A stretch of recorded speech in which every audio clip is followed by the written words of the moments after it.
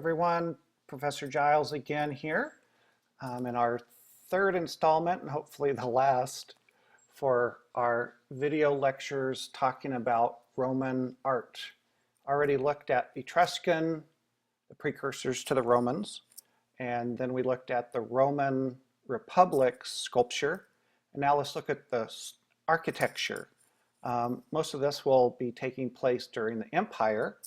And the image that I have up here now is a diorama model that's in Rome, looking at Rome basically at the height of its power. And the main feature that we see here is the Colosseum. Okay? But I'm showing you this because it does give you an idea of what Rome was like, how tightly packed it was during that time. It probably had close to 2 million people at its height.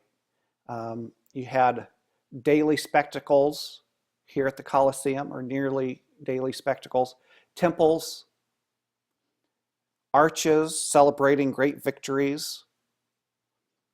This part over here would have been the Forum, which is the great public area of old historic Rome. Over here are palaces on the Palatine Hill.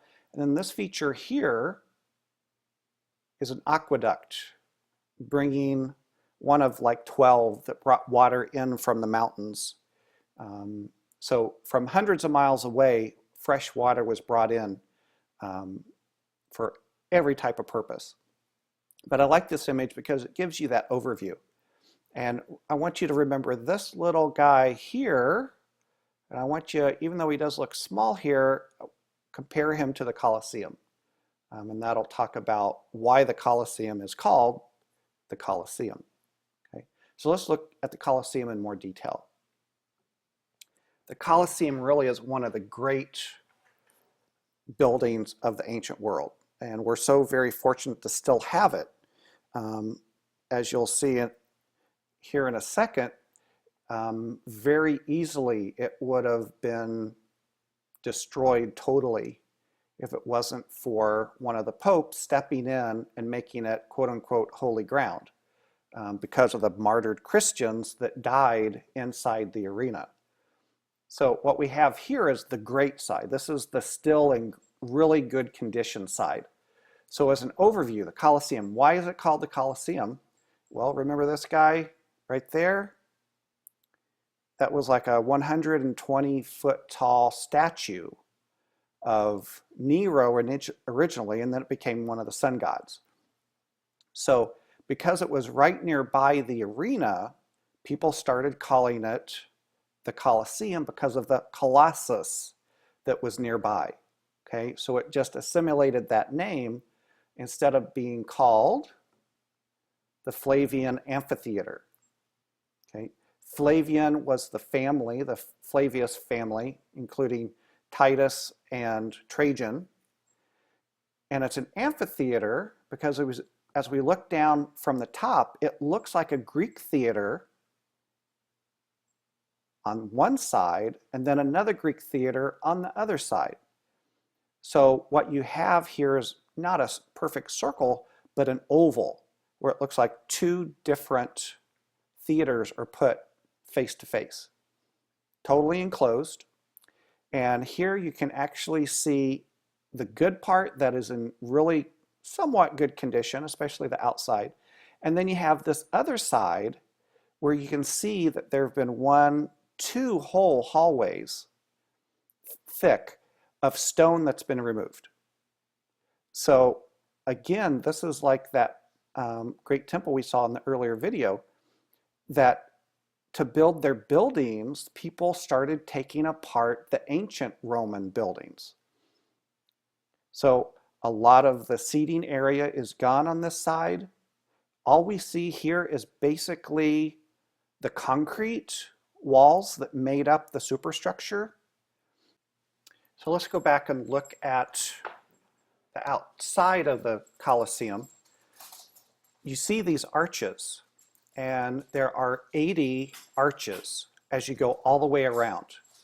So there are 80 entrances into the Colosseum. Above each entrance is a Roman numeral.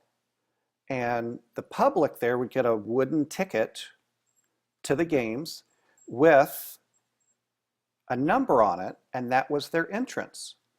So one of the great things about the Colosseum, the Flavian Amphitheater, is it could hold about 50 to 60,000 people.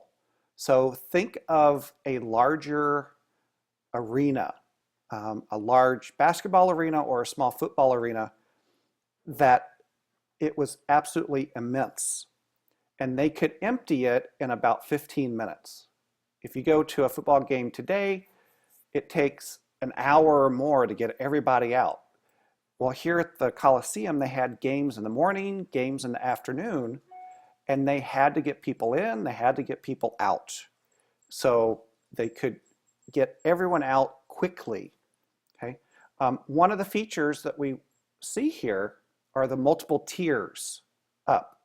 So the bottom floor, second, third, and then even up here, another floor.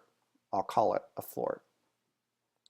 On the bottom, the type of columns that are meshed into the side of the walls, and these are just for decoration only, are Doric, the most simple kind of capital. The one above is Ionic, which is Greek, and then Corinthian, which is very much Greek and more of the high style. So as you go higher, you get more into a high artistic style or prominence. And then even up at the very top, it's a Corinthian, except instead of a rounded column, it's more of a squared off column. So each level has its own design of column to it. Now you can look on YouTube and find all kinds of videos showing what it probably looked like. Or if you've seen, of course, the movie Gladiator, that did a really good job of recreating the Roman Colosseum as we look at it. Again, looking at the top, we can see that it is oval. This is where the wooden floor would have been over this basement area where the animals were held and the elevators were brought up and down. And if you go on like Discovery Channel, you can always find something about how they lifted elephants up or tigers or different type of animals, how they would actually have naval battles, that you could fill this area up with water and then have ships come cruising in from both sides and have battles. Okay, here's just a cutaway. Basically, all the vertical structures and the arches that you see here would have been made from concrete. Okay. And a little side note here, these are the seating areas for the different classes of people. And please note up here that the women and the plebes, which were the lowest of the people in society, were on wooden bleachers, and that's for the women and the lower classes. So not a lot of equality there.